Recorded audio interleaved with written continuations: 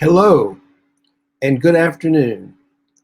My name is Martin Cowart, and welcome to Noonday Meditation and Contemplative Prayer Power Hour, where we've been gathering together in this virtual sanctuary every weekday at noon to love and support each other through this crisis.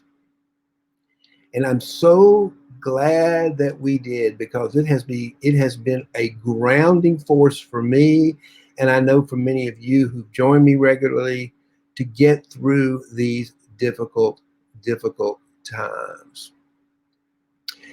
And again, if you're joining me, please just type into the chat and let me know you're here, and just say hello so I know you're here. Please chat, make any comments. This is not intended to be a monologue, but more of a dialogue. I just want to throw out some ideas and some thoughts that I'm having around how we step into our power through maybe the wisdom teachings of Scripture, and the wisdom teachings of Jesus, and spiritual principles and universal law of abundance, to get through, in my wisdom about that topic, to guide us through these difficult and turbulent times. Because what I know to be true, in my experience, says that the only way into that deeper power within us is through prayer and meditation. And then we're going to do that in just a little while. We always do. We meditate for about 20 minutes. Before we do that, I always like to talk a little bit about how do we bombard our minds with spiritual truth.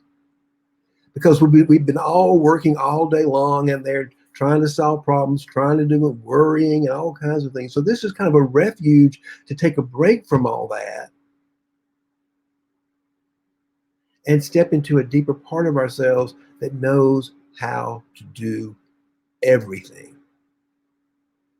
That infinite intelligence, that deeper divine creative self that we all have within us, can help us and guide us through the next step. And so what I want to offer today is some wisdom from one of the great Sufi teachers, Rumi. And that is following our feelings, letting our feelings become our angelic guides from beyond to move us into the next step. What are you feeling today? Can you actually articulate what you're feeling? It's easier for us to sometimes feel the better feelings. When we feel connected, and we feel grounded, and we feel happy, and we feel appreciated, and all those things that we feel good about. When we feel good, we want more of that good feeling. But when we feel bad, when we're feeling shame or not enough or confused or fear or all those, or depressed, and all these what we might call the negative feelings, we all want them to go away. Oh, I don't want those feelings. I don't want to feel this depressed. I don't want to feel this bad feeling. I don't want to feel this shame. And if we look at the wisdom teachings of other mystics, particularly we're going to read Rumi's Guest House, we can learn that maybe those feelings are here to share with something. Maybe because so you look at what's behind the feeling. What's behind that feeling that's making you feel bad? And I would say right now is what might be behind a lot of it is that we're going through right now, the world, we human beings are going through a very rare and rapidly evolving world. I would even say, if you've read Eckhart Tolle's book, A New Earth, and he calls this the flowering of human consciousness. And I like to make the analogy to being born, to what we might be going through today as we birth ourselves into this new earth. And if you haven't read Eckhart Tolle's book, A New Earth, I highly recommend it, because it'll make all of this make a lot more sense than it might be making sense to you right now. So just imagine yourself as a baby, an unborn baby. You're in your mom's womb, you're happy, it's warm, you're just floating around in there, vibing around, having a great time, it feels good. You're not worried about a thing. It's just this is life as you know it. You don't know anything else. All you know is where you are, and it's just perfectly fine because that's all you've ever known. It's all you're comfortable with. And it just feels fabulous. Then all of a sudden you start having these pains, unusual, unfamiliar pains, just come up out of nowhere, and they get more and more. They get more and more intense, and we begin to know, oh, everything's getting ready to be disrupted. And you have fear and you feel scared because you don't know what's on the other side of this, or there even is another side. This is all you know. So you don't really have any choice but to just let go. You could resist as much as you want, but that's going to belabor the laboring pains. Or we have a choice. We can let go and feel those feelings. And that's what, and relax into that. That's what the when you watch people talking about birthing babies, is just open that up and let it go. Let it go. Let it fly. And you got all the love and support of the people around you to catch the baby. And all of a sudden, the whole world shifts. The baby's world shifts and your world shifts. You've got the other side of this birthing process, and it's a beautiful, beautiful moment. Well, maybe that's what we're experiencing right now. I mean, everybody I'm talking to, I haven't spoken to one person, one of my coaching clients or people on here that haven't experienced some level of fear and pain, feeling things they just don't even quite understand. They don't even know why they're feeling them. We've gotten through some of the worst crises in our democracy. We've been uplifted by a beautiful inauguration, and there still is something missing. We're not quite out of the womb yet. And I think we're going to be. And what I know from this is there's the big birthing, and then they're going to have little birthings all the time. We're going to have little cycles all the time. So that's why we need to have a spiritual practice that will allow us to let go of all these deeper feelings and look at the truth, inquire into the truth of these feelings, to guide us into a better world, into a better way of being, to guide us into a higher level of consciousness. Eckhart Tolle calls this time the flowering of human consciousness in his book. There's my dear friend Mindy. Hello, Mindy. How are you today? Good to see you here. As always, we're talking about, I know that you were reading his book of A New Earth. What did you think about? We're talking about the feeling, how our feelings can be guides through the darkness, through the unknown, and maybe even a darkness through the womb of this birthing of a new earth, at more of a collective level, because so many people right now are feeling all kinds of strange feelings. And it might be causing disruptions in your relationships. It might be causing some disruptions in your job. And we don't like these disruptions. We don't like these feelings. And so we want them to go away. But I'm going to suggest we try a different approach, that we actually begin to embrace these feelings, to accept them, and to see them as signs, all of them, as guides, as way to guide us back in. Because if we're feeling bad, let's say we're feeling shame, behind the shame is the story behind it that we're telling ourselves that we're somehow fatally flawed. There's something, so we feel shame about ourselves because something happened, and we feel somewhat fatally flawed. So when we use that as a guide and we ask that feeling, we ask the feeling, what are you trying to tell me? I'm trying to tell you you're a flawed person. You're just not enough. You're flawed as you are. So you feel shame about our own just living. So when we inquire into that, we can discover that's a shadow belief, by the way. So wherever there's a shadow belief, the shadow comes from the light. And the way we find the light is by asking the truth. What is truer than I'm unworthy, or I'm flawed, or I'm not good enough, or I'm imperfect, or in some way? Some kind of it's some form of the scarcity mindset. I promise you that. It's always the same thing. That's how the ego works. That's how the animal ego works. It tells us we're not good enough. And the way it tells us that is it comes up is these guides called feelings. So if we're able to accept that feeling and inquire, what is it saying? We're able to turn that, reframe it into something that's truer. And the truth is that I am whole, complete, loving man. And I'm going to take my next step from a place of being a kind, loving, whole human being.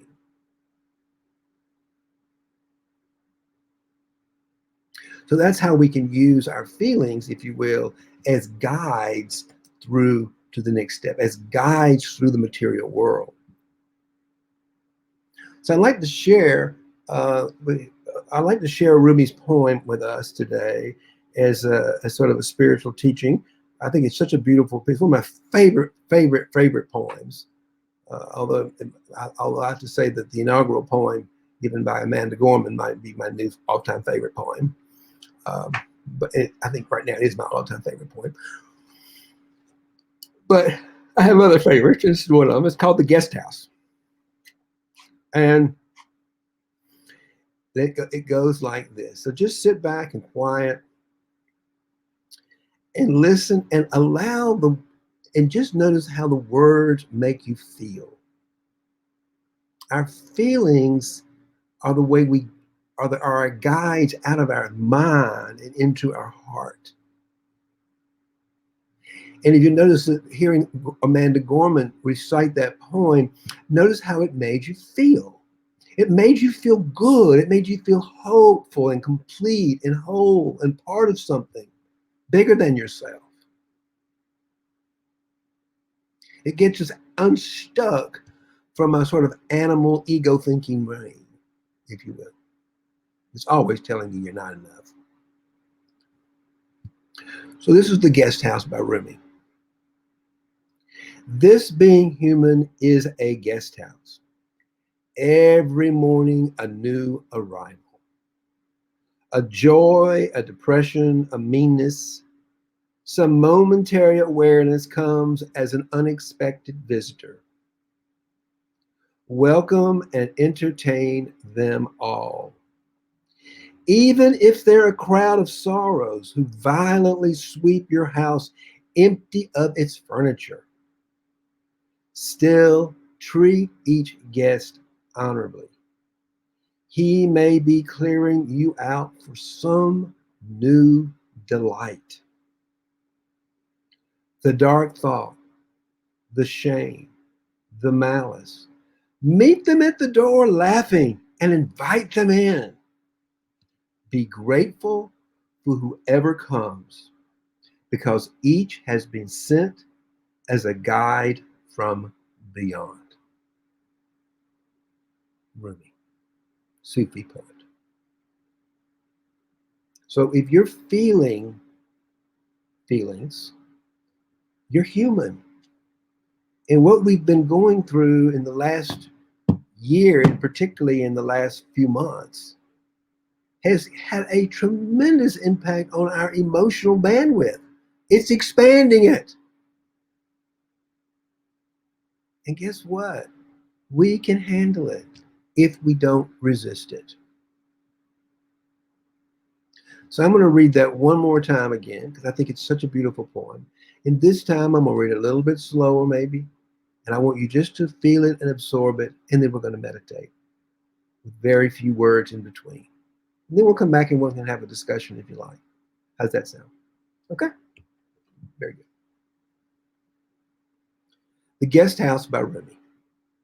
This being human is a guest house. Every morning a new arrival, a joy, a depression, a meanness. Some momentary awareness comes as an unexpected visitor. Welcome and entertain them all, even if they're a crowd of sorrows who violently sweep your house empty of its furniture. Still, treat each guest honorably. He may be clearing you out for some new delight. The dark thought, the shame, the malice. Meet them at the door laughing and invite them in. Be grateful for whoever comes, because each has been sent as a guide from beyond. By Rumi.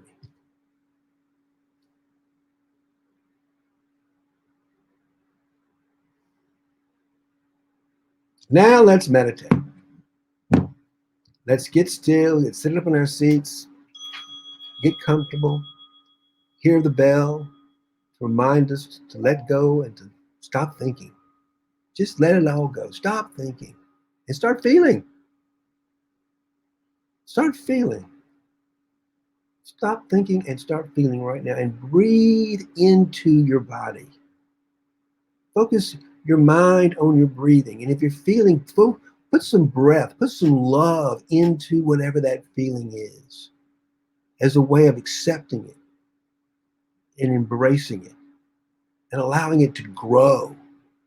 If it's a good feeling, a joy, wonderful. If it's a depression and a meanness, wonderful. If it's shame, wonderful. Greet them, welcome them in. What can you learn from this feeling? So just let them go and just feel. Allow yourself to just feel and breathe and be still. And let go of all your judgments and your beliefs about your feelings. Let go of let go of everything. And allow yourself to fall more deeply into your heart. Use those feelings as guideposts to go deeper within your body with your breath. Sending some love and some joy into that space. If it's not a good feeling, send it some love and healing. And that's by welcoming it. If it's a depression, welcome that depression into your love, into your heart. And allow yourself to get still. Just be still. And the mind begins to think as it will. Go up and say thank you and let it go and fall back into love.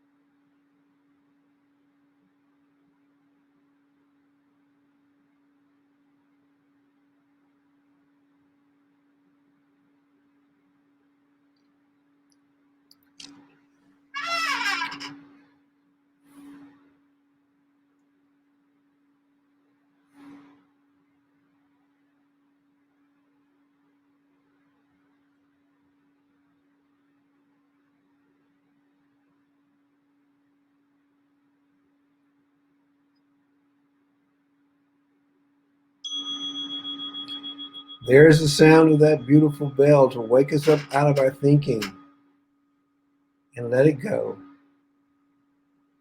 Tell that brilliant mind of yours, thank you so much for the thought and all the work, and let it go. And fall back into the mystery of love and life itself.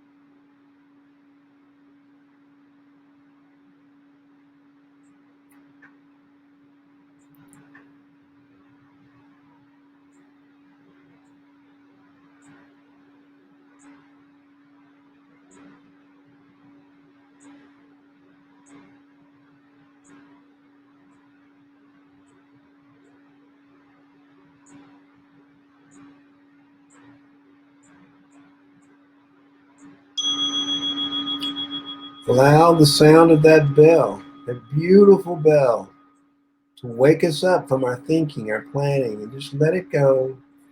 Thank that beautiful brain for all its work and give it a break, give it a rest. Let it go and fall back into the gentle, loving arms of the divine within.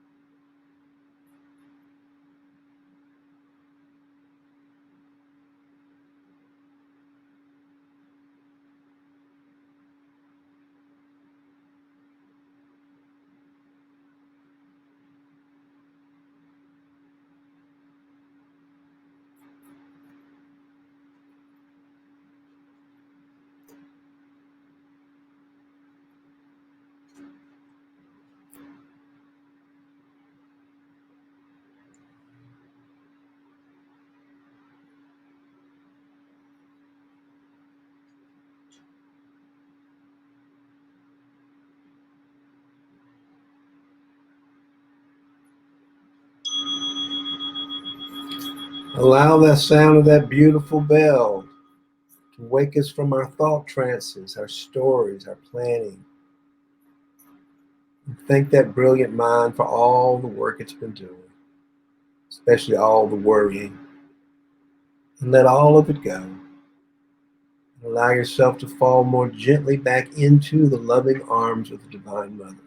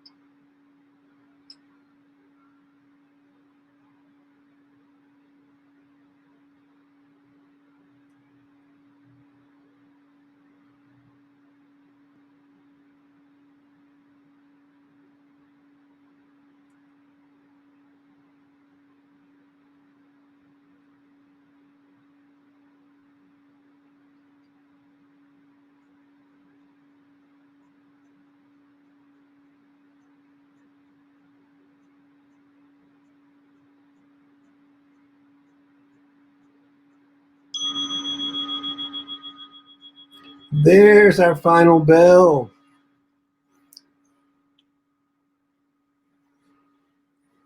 to bring us back into this reality.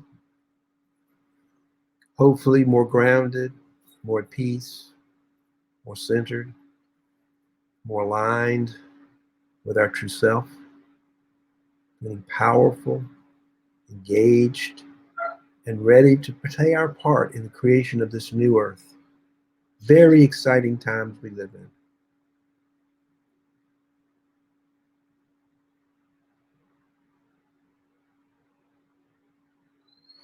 Anybody have anything they want to comment on, anybody want to say or want to talk about? We certainly have some more time. And I love conversation.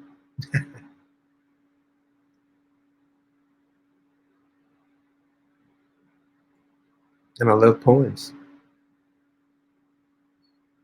especially inspirational poems like the one we read today and the one we have been playing with since the inauguration by Amanda Gorman. All is good. All is well.